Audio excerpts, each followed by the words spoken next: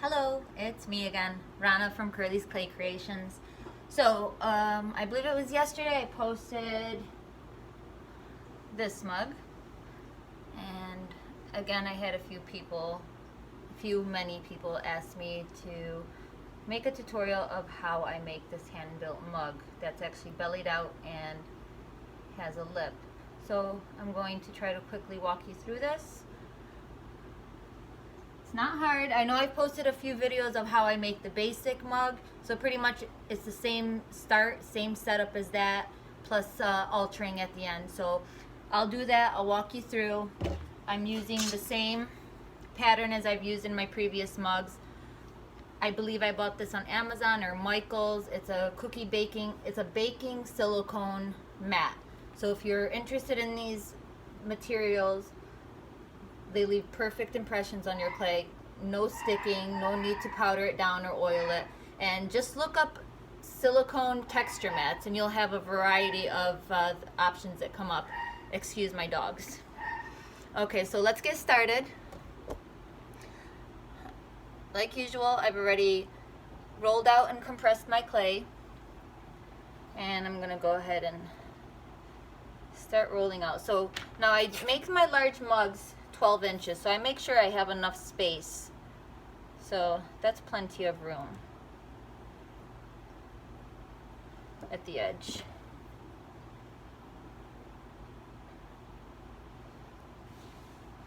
Firmly so that it doesn't move when I roll it.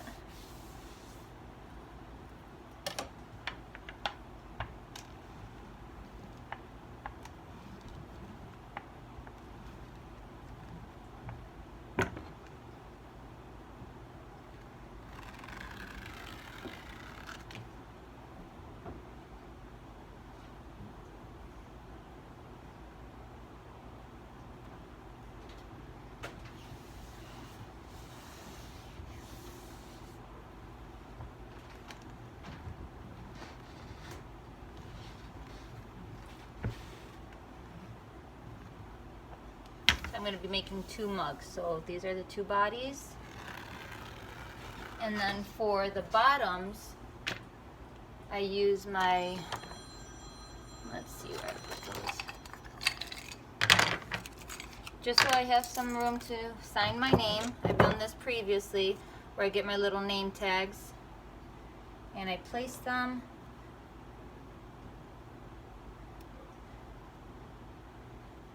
So I'm going to place them there so that they're actually in the center of those round marks. So I'll line this up.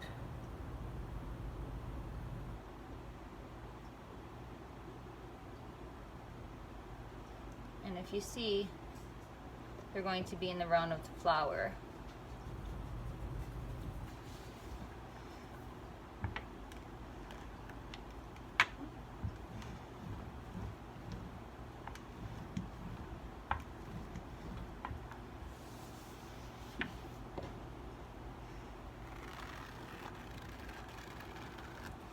A little off, but that's okay. So now what I do is I'm going to use the scallop part of my cookie cutter.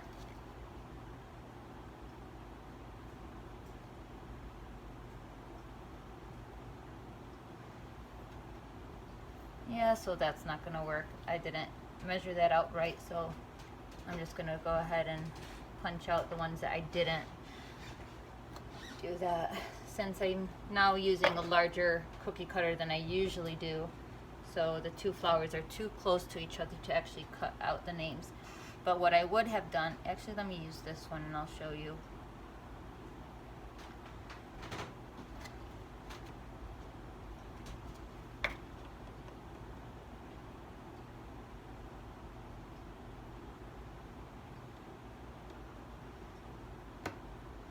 Now the bottom, if I wanted to sign it, I would just peel off this part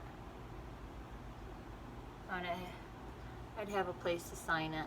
You can center it better, but this is just for the sake of the video, so there's that. So if you like your patterns on the bottom, leave a space for you to sign. So I'm just going to cut these exactly to the mat.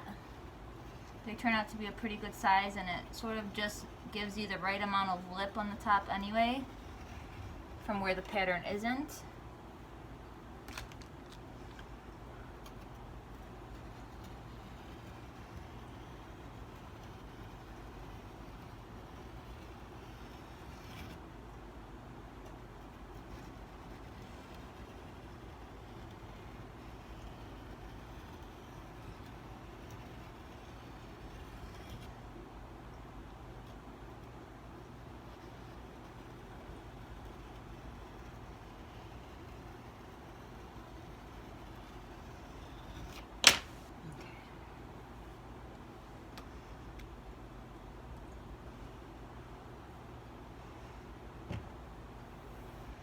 Now, also for the sake of the video, I'm just going to make one mug.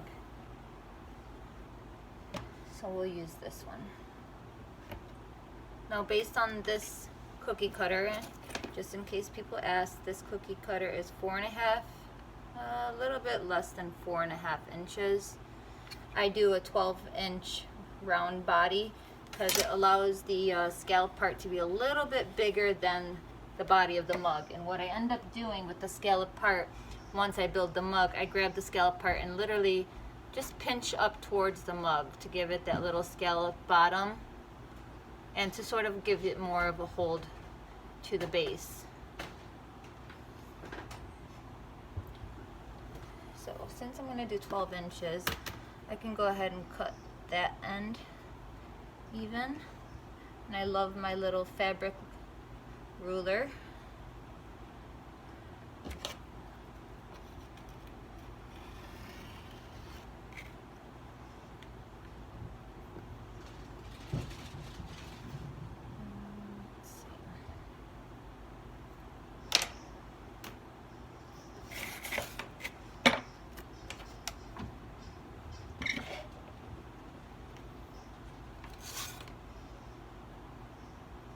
So there's 12 inches.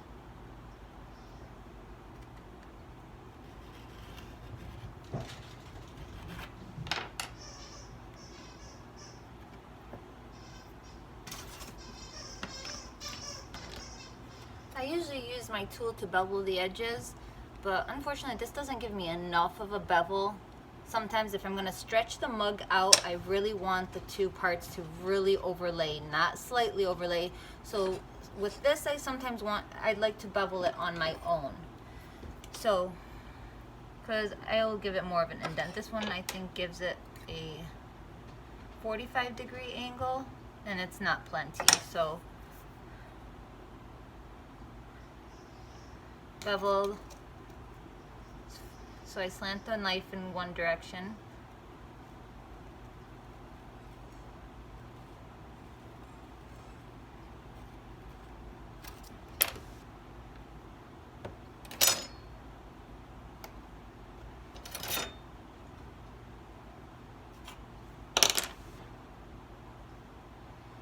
That gives it a long beveled edge.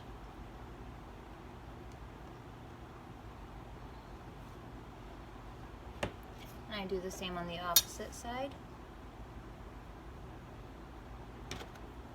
Bevel the knife in the same direction.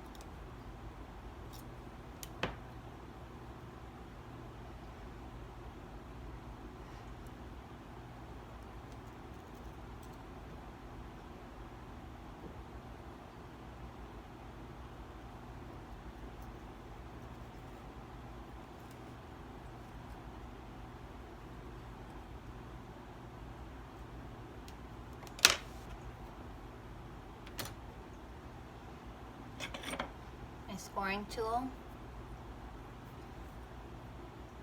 I don't know if you can see that. It's an Axiom. Great tool. So I'm going to score the ends.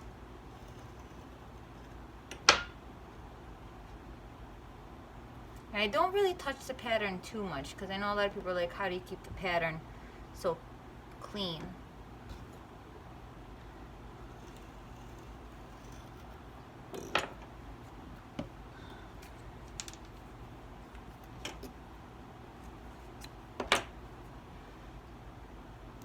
Ends.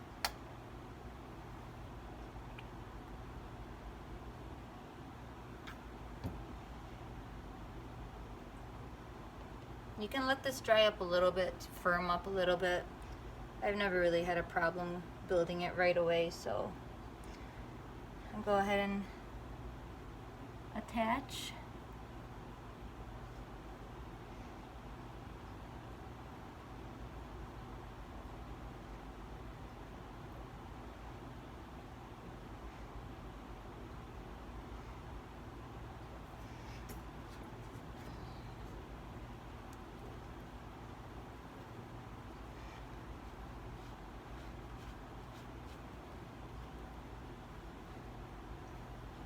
And now I smooth out the inside seam.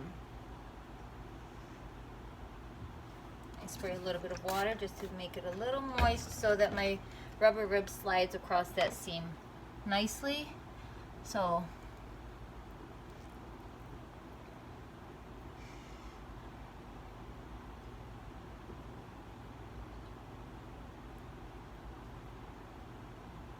right.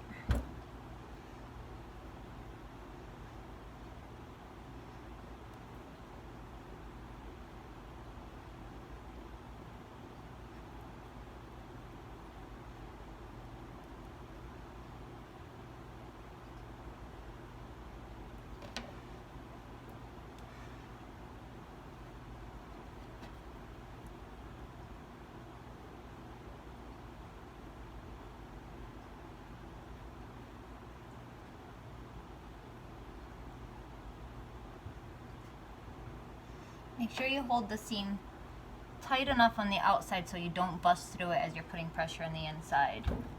So that looks pretty good. And remember, you can always go back and clean it up a little bit more as it dries. Alright. And since the bottom and the top are pretty much the same thickness for the lip, it doesn't matter which side I score. So I'm going to go ahead and score the side that's up right now.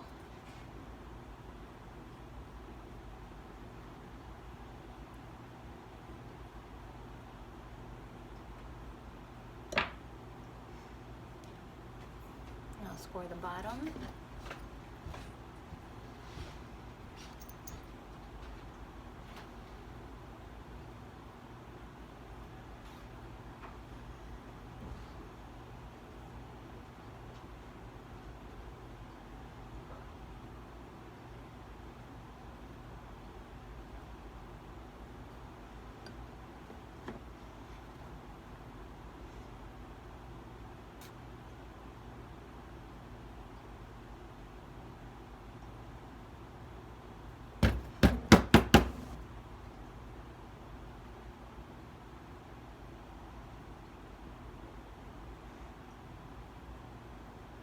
Okay, I made a mess with the slip.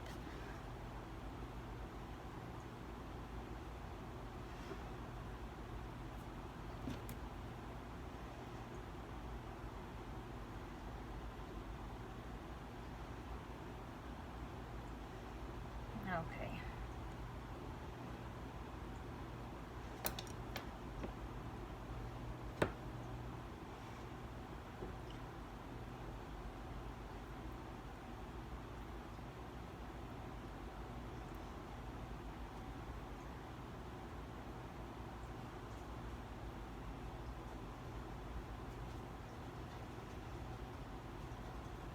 Okay, and as you can see, the scallop part sits outside of the tube, outside of the body. So I don't really pinch that up until it's a little before leather hard, just so that I don't affect the bottom of the body too much. So now I'm going to clean the inside of the mug.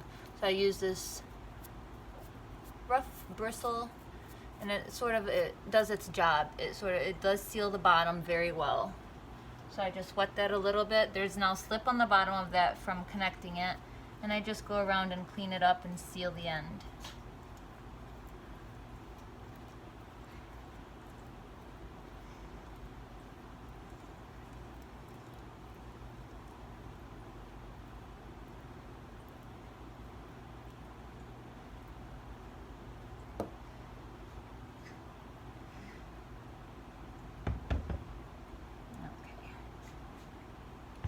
So now you can get your banding wheel or Lazy Susan. Either spend $65 on a banding wheel or $1 Lazy Susan from Salvation Army. I chose the latter because I've got probably like 5 of them. So I use this to actually belly out the mug.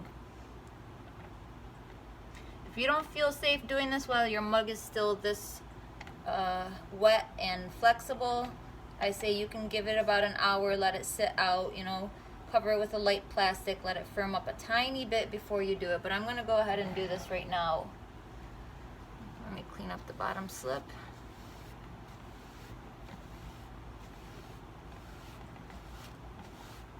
Okay.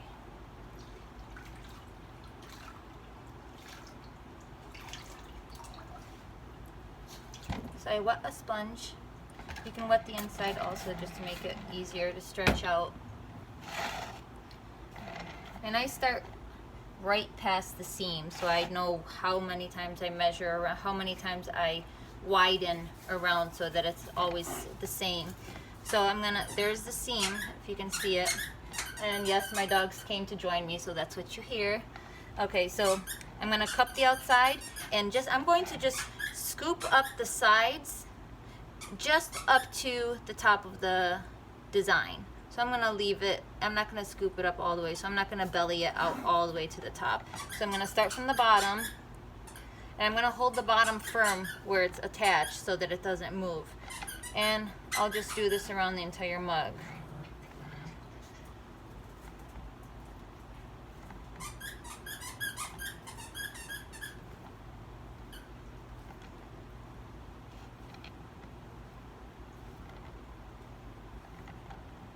And when I come to the seam, I make sure that it stays put and stretch it out slowly.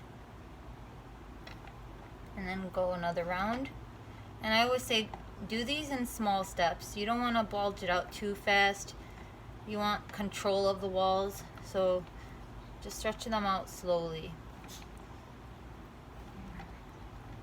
That way you'll know when to stop.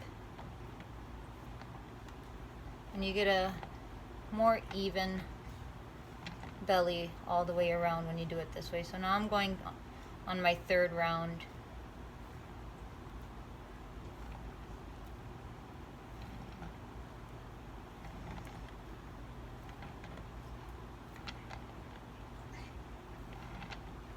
Okay. So I've got some stretch to it now. So now what I do, I like to belly out the bottom also. So I just bring my sponge, let's start where the seam is, and I bring it towards the bottom, and I hope you can see that, how it sort of just comes out a little bit more than the rest of the mug. So I do this around the full bottom.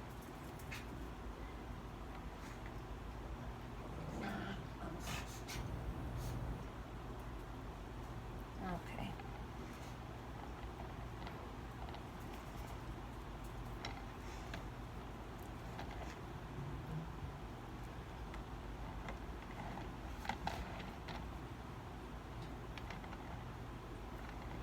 You can always go back to fix it. You can be the judgment of that, or how far out you want to belly it, or if you, how little you want to. Okay, so there's that.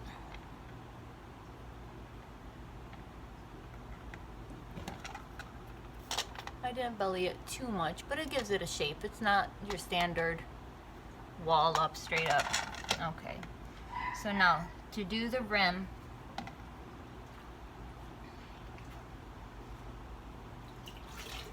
and get the same sponge, wet the sponge, and I put my hand around the bottom of the lip like this. I'm going to start right at the seam again.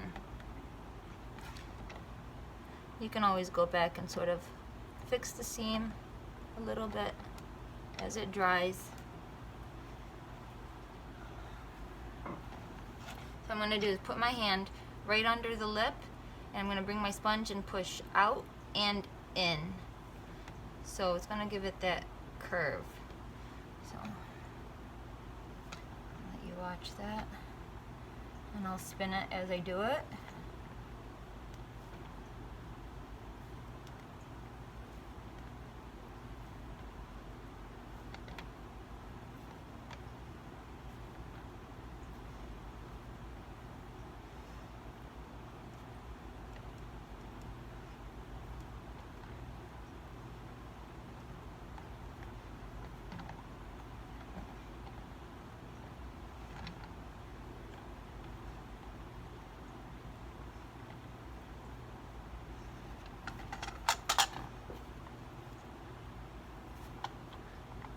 you can see. That looks good. I don't want to play with it too much. I can always go back in a little bit and fix it up.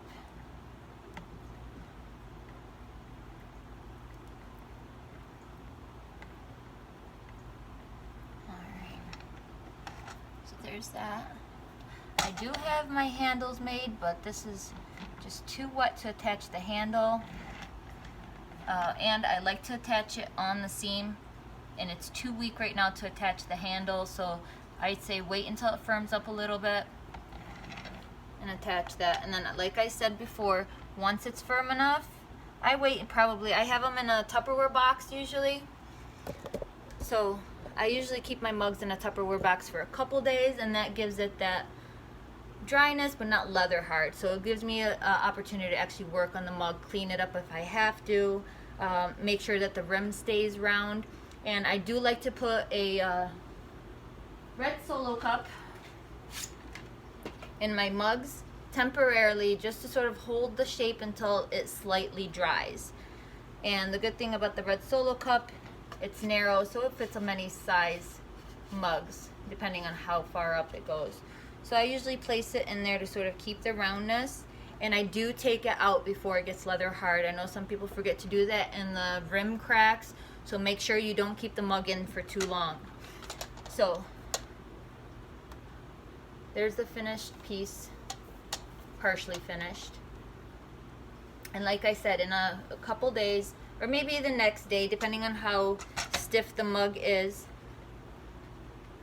I go back and I get that scallop part that you just saw, the cookie cutter, and pinch upwards to give it that decorative look on the bottom. And my handles I've done in another video, where I roll out a coil in a cone shape, so the top is a little bit thicker than the bottom. Roll it out so you get more of a sturdy handle on the top. And I think I've also posted a video of my little thumb rest, so if you're interested in that, you can find those on my YouTube. I don't want to keep going over the same tutorial, but I hope that helps. And if you have any questions, let me know, and if you like the video, share it. Thank you.